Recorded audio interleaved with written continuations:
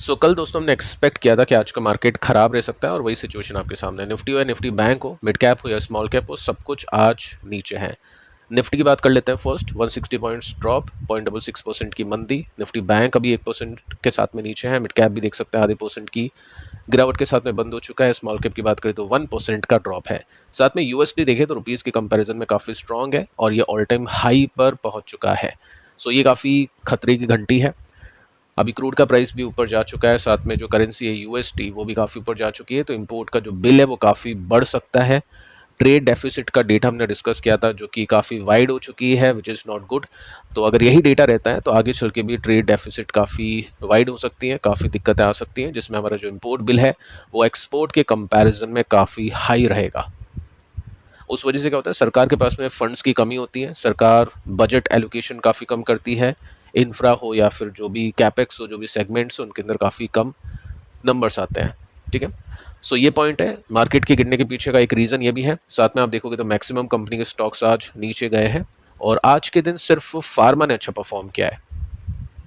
1% के आसपास का जंप है। मेटल आज ठीक था, बाकी सब कुछ नीचे है। आईटी को भी देख लेते हैं तो आईटी भी आज नीचे ही आके बंद हुआ। 1% का ड्रॉप आज आईटी में देखने को मिला है।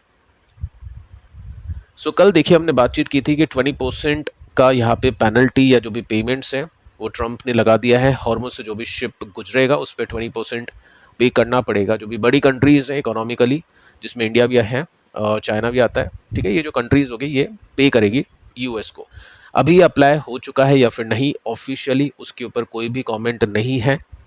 और जिस तरह से मार्केट ने रिएक्शन दिया है, मुझे ऐसा लग रहा है कि कुछ खास इम्प्लीकेशन यहाँ पे नहीं होगा। और अगर हो भी जाता है, ट्रम्प पैसे वसूलने की कोशिश भी करता है, तो आई थिंक जो यूएस का सुप्रीम कोर्ट है वो शायद इसको मना करे।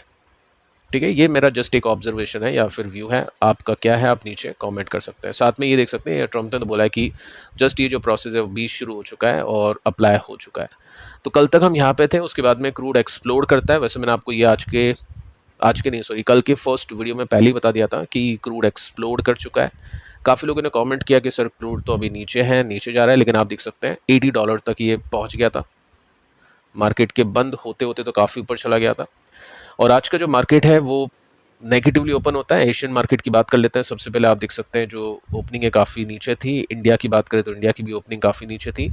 और ब्रेंट को देखने चले तो देखो कल $80 के आसपास ये पहुंच गया था, आज के दिन $86 के आसपास ये आ चुका है।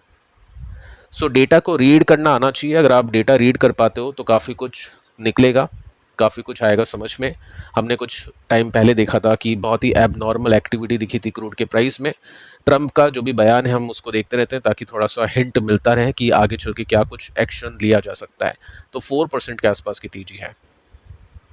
ठीक है, और यहाँ पे आप देख सकते हैं 88 तक पहुँच गया था। हो सकता है अब ये कुछ टाइम बाद 90 तक जाता हुआ दिखाई दे जाए। थोड़ा सा प्रॉफिट बुक यहाँ पे किया है। अभी एक्शन कुछ और भी हो सकता है, जब आपके पास में वीडियो पहुंचेगा तब तक। ब्रेंट अभी ऊपर है 86 समथिंग कुछ, और 90 तक पहुंचने की कोशिश यहाँ पे की जा रही है। हमने इस दिन बात की थी कि यहाँ पे कुछ एक्टिविटी दिखी थी और हमने ये अज्यूम किया कि हो सकता है ट्रेडर ने यहाँ पे ट्रेड ले लिया हो। उसके बाद में बड़ी तेजी आती है और यहाँ पे जैसे ही क्रूड नीचे जाना शुरू किया उसके बाद में फिर एक अपडेट आ जाता है, एक अटैक हो गया, उसके बाद में वापस से क्रूड ऊपर जाता है। देखते हैं कब तक प्रॉफिट बुक करेगा ट्रेडर ट्रंप और उसके बेसिस पे क्रूड कितना चलेगा। फिलहाल अगर हम इसके वीकली चार्ट को देखें तो यहाँ पे तो एक काफ़ी स्ट्रॉन्ग रिवर्सल दिखाई दे रहा है। अगर ये नया अप ट्रेंड हो तो फिर निफ्टी को नए बॉटम को पकड़ना पड़ेगा। निफ्टी यहाँ से जो प्रीवियस बॉटम था शायद उसको भी तोड़े। ठीक है, लेकिन अभी हम नहीं कह सकते कुछ भी क्योंकि जस्ट अभी एक रिवर्सल हुआ है। अभी ये जो रेसिस्टेंस है, क्योंकि ये पिछला सपोर्ट था, इसको तोड़ना बाकी है। तो मोटा मोटे हम बोले कि $90 पर बैरल के ऊपर अगर ये जाता है और यहाँ पे सस्टेन करता है 92, 93, 95 के आसपास, तो फिर दिक्कतें हो सकती हैं। और पिछली बार सरकार ने पेट्रोल डीजल के प्राइसेस उतनी तेजी से नहीं बढ़ाए, लेकिन इस बार आई थिंक तेजी से बढ़ सकते हैं और उसका सीधा इम्पैक्ट इन्फ्लेशन के ऊपर देखने को मिल सकता है।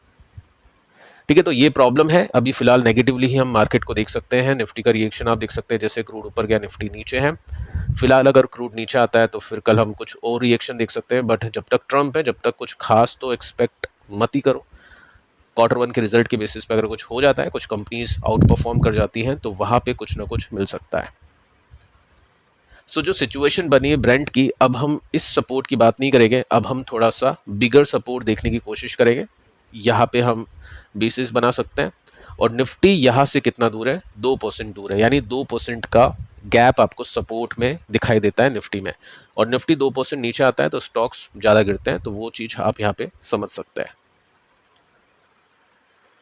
सो अब दोस्तों बात करते हैं रिजल्ट का आउटकम, क्या रिएक्शन आया। एक कंपनी है, उसको भी हम आगे चल के डिस्कस करेंगे। तो फर्स्ट अपन देखते हैं ICICI Pru asset management company, 1.5% के साथ में गिरावट के साथ में इसने क्लोजिंग दी है।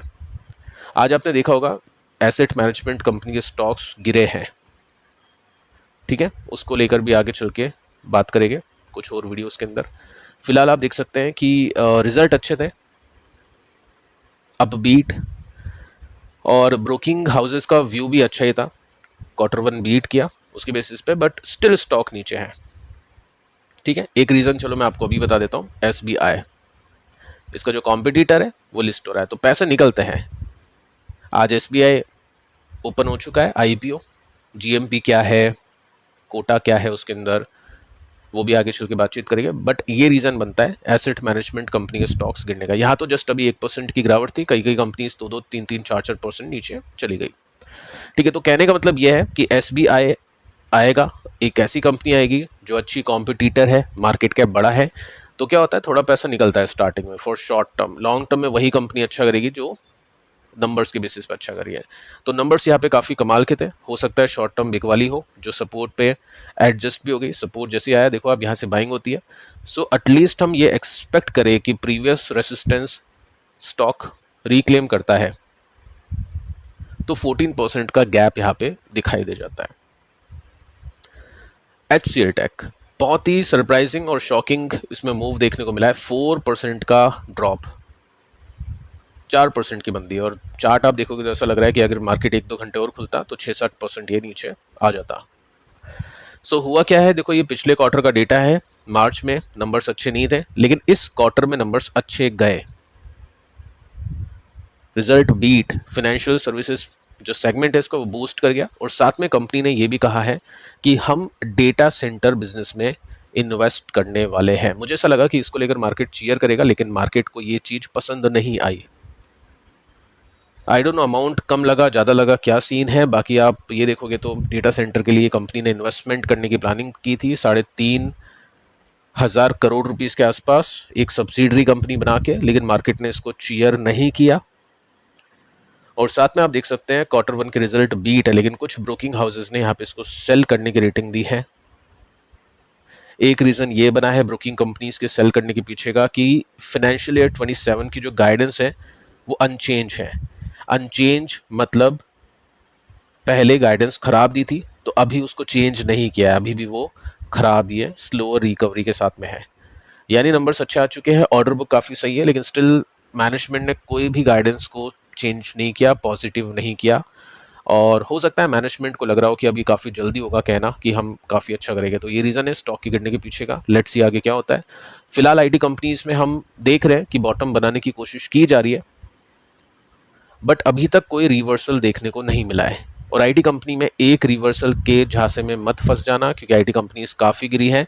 अल्टीमेटली एक रिवर्सल और एक ब्रेकआउट, यानी 2-3 रेसिस्टेंस जब तक ब्रेक नहीं हो जाते हैं, जब तक कोई टिकाऊ तेजी की उम्मीदें नहीं होगी।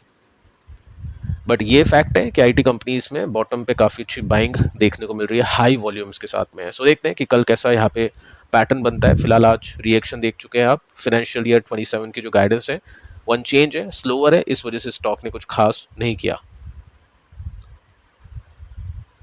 अब देखिए TCS में भी गाइडेंस कंपनी ने नहीं दी थी, और जो भी कंपनी गाइडेंस नहीं देती ना उसको खराब गाइडेंस ही माना जाता है।